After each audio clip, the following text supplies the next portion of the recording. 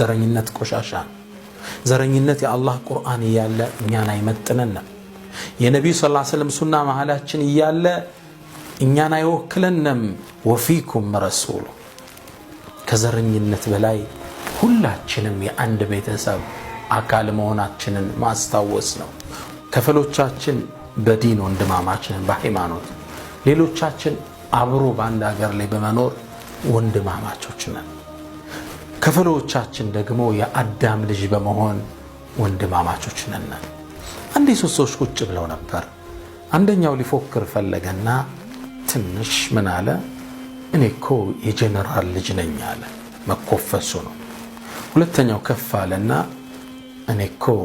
የፕሬዝዳንቱ ልጅ ነኝ አለ ሶስተኛው ብስል ነበርና ምን አለው እኔ ደግሞ ያ መላእካን ለክብሩ የሰገዱለት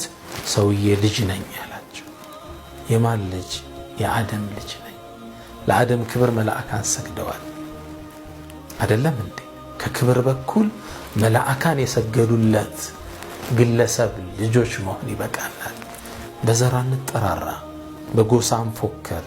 በስልጣን አንመካ በዲን አንመካ በዲን መጠሪያ ስማችን الناس من آدم وآدم من تراب የሰው ልጅ ከአደም ናቸው አደምም ከአፈር ነው ሁላችን እኩል ነን